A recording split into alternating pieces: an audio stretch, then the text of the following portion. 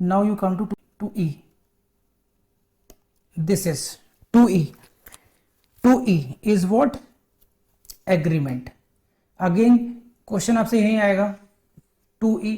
देखिए कंसिडरेशन पे there are so much many case laws जो आपको करने पड़ेंगे, तो मैं एक दो जो एक दो काम के हैं वो मैं समझाऊंगा आपको और मटेरियल आपको दे दिया जाएगा, लेकिन कुछ मेहनत आपको करनी पड़ेगी क्योंकि फाउंडेशन कोर्स नहीं है और बहुत डिटेल हम जा नहीं सकते हैं, कोर्स भी जल्दी खत्म करना है। फिर भी मैं आपने बात नोट की होगी, मैं एक एक कॉन्सेप्ट को बहुत अच्छी तरह से समझाने की कोशिश कर रहा हूँ। हाँ साहब, ई पर आ जाइए। 2E, every promise and every set of promises forming the consideration of each other is called agreement. अब ये क्या है, देखिए क्या हो, इसको ऐसे समझिए आप।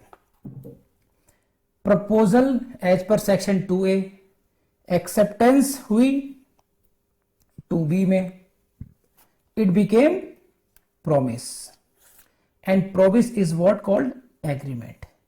There may be certain promises, तो that is also called agreement. क्या मतलब है इसको समझिए।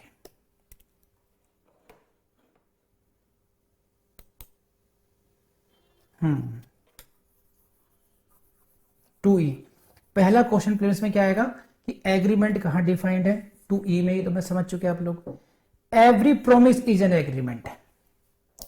Every promise is an agreement. जो कोई भी प्रोमिस यानी कि proposal when accepted became promise. देखिए प्रपोजल क्या बोला, proposal became promise, proposal when accepted becomes promise and it is called agreement.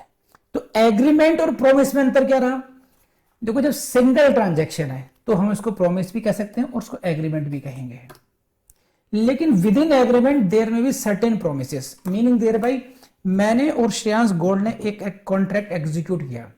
हाँ कि देखो मैं तुम्हें घड़ी दूंगा, तुम मुझे 1 लाख रुपए दोगे, मैं तुम्हें अपनी मोटरसाइकिल दूंगा, तुम मुझे 80,000 रुपए दोगे, मैं तुम्हें अपना टीवी दूंगा, तुम मुझे 20,000 दोगे। Now here there are several promises, promise number 1 2 3, there is set of promises and it is called in aggregate agreement. अब पढ़ो इस मुझे। एवरी प्रोमिस यानी कि सिंगल प्रोमिस हो गया, every promise is an agreement and every set of promises, every set of promises forming consideration of each other, ये भी कहलाता है is also an agreement. So within agreement there may be set of promises, there may be single promise as well within that agreement and it where it is defined under section 2E. I hope कि कर लेंगे आप लोग। 2F में आ जाइए। 2F defines what? reciprocal promises. reciprocal promise क्या कहता है समझ लीजिए कि मेरे प्रॉमिस के बदले में आपका जो प्रॉमिस है वो रेसिप्रोकल प्रॉमिस हो गया, यानी अदला बदली के जो एक दूसरे से हम लोग प्रॉमिस कर रहे हैं उनको बोलते हैं रेसिप्रोकल प्रोमिसेस। कि what is if I am promising something you are promising something, तो इसे कहते हैं reciprocal promises. Promises which form the consideration और part consideration of each other, एक दूसरे की जो कंसिडरेशन कहलाते हैं। मैंने क्या प्रोमिस किया, I will give you watch, आप इसके बदले में आपने क्या किया, आप मुझे पैसे देंगे, तो मेरी कंसिडरेशन आपकी consideration. Promises which form the consideration for each other, these तो promise of giving watch, promise of giving rupees, money for that, these promises are called reciprocal promises. Question कहां से आएगा, सिर्फ इतना आएगा कि रेसिप्रोकल प्रोमिसेस कहां पर डिफाइंड है, सेक्शन है 2F। यहां से ज्यादा क्वेश्चन बनते नहीं है, सिर्फ और सिर्फ डेफिनेशन रट लीजिए पर्याप्त है। क्वेश्चन यहां से आएगा void agreement, very important void agreement. अब ध्यान रखना यहां पर विद्वान लोगों, यहां पर 2 शब्द हैं, वॉइड और एग्रीमेंट। ये कहां डिफाइंड है, 2G में डिफाइंड है, यही प्रीलिम्स से क्वेश्चन आएगा। ये वॉइड एग्रीमेंट है ना कि कॉन्ट्रैक्ट है, ये ध्यान रखना। वॉइड कॉन्ट्रैक्ट नहीं है, वॉइड एग्रीमेंट है। पहला क्वेश्चन यहीं से आता है। 2G defines what, 2G defines void agreement, void contract. तो सेक्शन 2G में क्या डिफाइंड है बताओ जरा, लिखो चैट बॉक्स में क्या डिफाइंड है, वॉइड एग्रीमेंट या वॉइड कॉन्ट्रैक्ट। क्योंकि टर्मिनोलॉजी पर ही कॉन्ट्रैक्ट एक्ट बेस्ड है, सब कुछ कॉन्ट्रैक्ट में एग्जैक्ट टर्म्स का खेल है। तो don't forget this, this is the case of void agreement and this is not the void contract. Section 2G defines it. ठीक ना, पढ़ लेते हैं। An agreement not enforceable by law, ऐसा एग्रीमेंट जो कि विधि द्वारा प्रवर्तनीय ना हो, यानी कि जो लॉ के द्वारा जिसको एनफोर्स ना करा सकें, उसको हम बोलते हैं वॉइड, शून्य, शून्य, शून्य करार। कॉन्ट्रैक्ट को हिंदी में बोलते हैं संविदा, इंग्लिश में बोलते हैं कॉन्ट्रैक्ट, और एग्रीमेंट को हिंदी में बोलते हैं करार। ऐसा करार जो कि विधि द्वारा प्रवर्तनीय ना हो उसको शून्य करार कहा जाता है, वॉइड। कैसे? फॉर एग्जाम्पल मैंने ये कहा कि जमजम मैडम आप मुझे 1 लाख रुपए दो, मैं इसको डबल कर दूंगा। ठीक है, इसको मैजिक से डबल कर दूंगा। अब मैंने डबल किए नहीं, सही है। अब मैडम चली गई कोर्ट में कि सर ने पैसे डबल करने का प्रॉमिस किया था, अब कोर्ट के द्वारा इनको पुश किया जाए। कोर्ट कहेगी we can not enforce this because this is something impossible act, therefore void. This agreement is void, शून्य है, and it can not be enforceable by law. It is not enforceable by law, not enforceable by law. ऐसा agreement which is not enforceable by law is called void, उसको शून्य कहा जाता है। और इसी की डेफिनेशन से मल्टीपल टाइम्स प्रीलिम्स में क्वेश्चन आया है। समझ में आया नहीं आया? इसी तरीके से इसका opposite 2H contract, an agreement enforceable by law contract कहलाएगा। तो अगर ये एनफोर्सेबल है तो कहलाया कॉन्ट्रैक्ट, नॉट एनफोर्सेबल तो क्या कहलाया? वॉइड। एग्रीमेंट क्या कहलाया? Void agreement. एनफोर्सेबल हो गया तो क्या कहलाया? कॉन्ट्रैक्ट। पास हो गए एग्जाम में, शाबाश बेटा, नहीं आए तो गधा बच्चा। सही है, तो वही है एनफोर्सेबल बाय लॉ कॉन्ट्रैक्ट, बल्ले बल्ले, इसी की वैल्यू है, नहीं तो शून्य हो गए। इतनी सी बात है बस। Agreement enforceable, agreement not enforceable. जब एनफोर्सेबिलिटी बन जाएगी तो ये कहलाएगा कॉन्ट्रैक्ट। और एनफोर्सेबल कब होगा? जब हम सेक्शन 10 की कंडीशंस को पूरा करेंगे, ये हम आगे बढ़ेंगे इसमें। तो ये मेरे ख्याल से आपको समझ में आ रही होगी बात, एनफोर्सेबल बाय लॉ का मतलब क्या हुआ यहाँ पर। सही है, कॉन्ट्रैक्ट की डेफिनेशन में आगे नहीं, आगे बताइए मुझे। अब आ जाइए 2I पर, यह है वॉइडेबल। वॉइडेबल के साथ कॉन्ट्रैक्ट शब्द जुड़ा हुआ है, देखो वॉइडेबल कॉन्ट्रैक्ट है ये, वॉइडेबल कॉन्ट्रैक्ट है, वॉइडेबल एग्रीमेंट नहीं है यहां पर।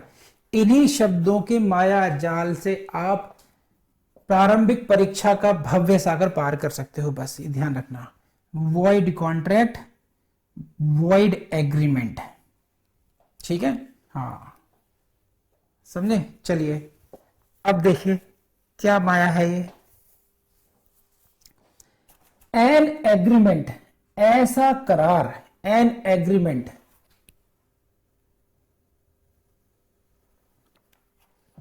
An agreement which is enforceable by law, जो लॉ के द्वारा एनफोर्सेबल तो हो लेकिन eight the option of one और मोर ऑफ द पार्टीज, जो केवल एक या एक से अधिक पार्टीज की इच्छा पर निर्भर करता हो, there to but not at the option of other or others, is voidable contract. अब ये क्या माया है, देखिए, there are two parties, one party other parties, two parties contract. This contract can only be enforced if he wishes, अगर ये चाहेगा तो कॉन्ट्रैक्ट लागू होगा, नहीं तो लागू नहीं होगा। ऐसे कॉन्ट्रैक्ट को हम बोलते हैं वॉइडेबल कॉन्ट्रैक्ट। क्या मतलब है इस बात का, समझाता हूं आपको।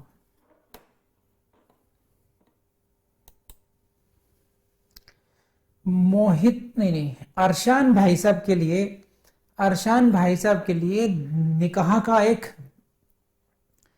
प्रस्ताव आया, प्रस्ताव को उर्दू में कहना चाहिए था, नहीं आ रहा शब्द कोई।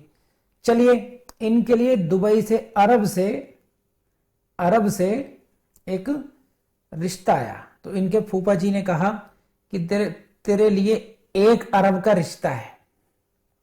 क्या कहा अरशान भाई साहब से? तेरे लिए 1 अरब का रिश्ता है। अब भाई साहब चले गए, अरशान भाई साहब समझेगी अरब 100 करोड़, 100 करोड़ का रिश्ता, अभी तो जज बना भी नहीं, इतनी वैल्यू, सही है।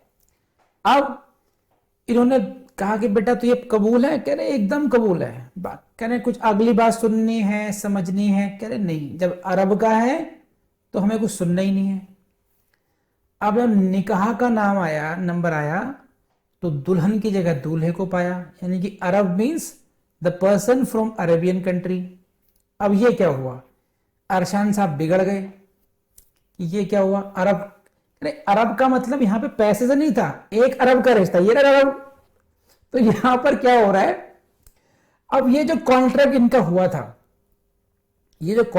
हुआ था, इस कॉन्ट्रैक्ट में you will see the consent of the Arshan की सहमति को फ्रॉड तरीके से लिया गया, समझे?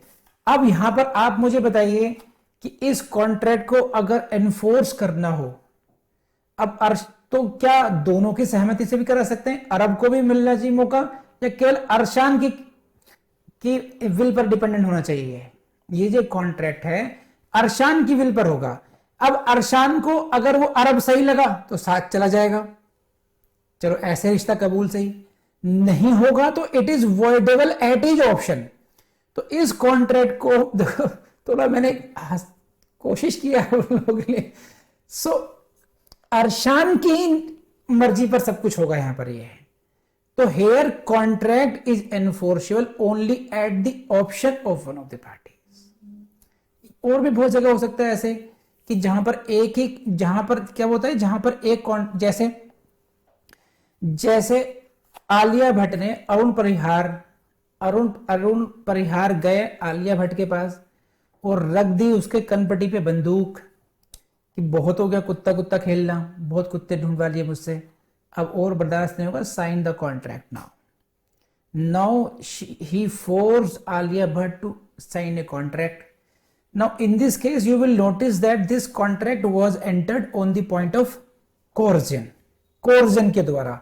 आलिया भट्ट की जो कंसेंट है, सहमति है, वो स्वतंत्र सहमति नहीं है, that is not free consent, but in this case she has consented just out of the fear. Next day she can dispute that contract. That contract will be enforceable only if the Alia Bhatt likes it. तो वो जो contract हुआ केवल एक ही party की इच्छा पर निर्भर हो गया, उसका पालन होना है तो एक पार्टी की इच्छा पर होगा, और इसमें अरुण परिहार का कोई रोल नहीं रहेगा।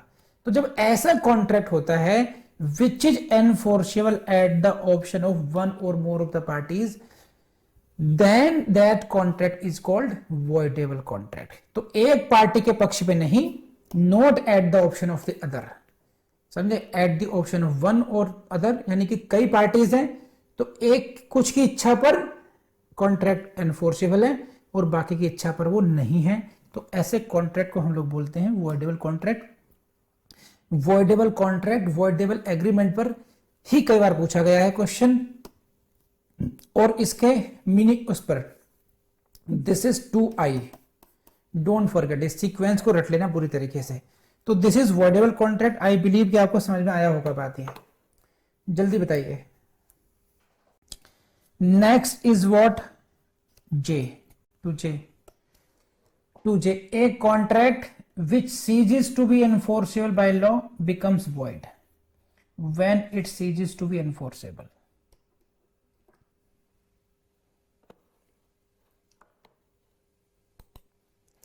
So एक कॉन्ट्रैक्ट जब enforceable by law नहीं रह जाता, जब लॉ के द्वारा प्रवर्तनीय नहीं रह जाता, तब वो उसे हम कहते हैं he becomes void।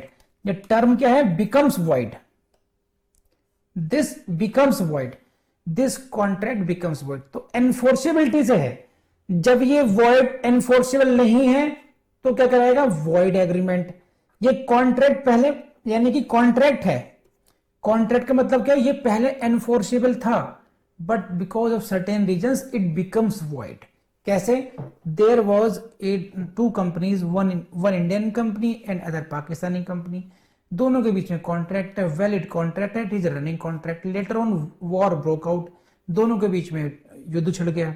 Now the trade is prohibited, now this trade is now, this contract ceases to be enforceable, therefore इसे हम कहेंगे it the contract becomes void now। तो this is 2J। I hope कि 2J भी समझ में आया होगा। 2A से लेकर के 2J तक मैंने आपको ये पढ़ाया है। आपको ये बात समझ में आई या नहीं आई ये बता दीजिए मुझे, बस बोलिए हाँ ना। So take care, bye bye.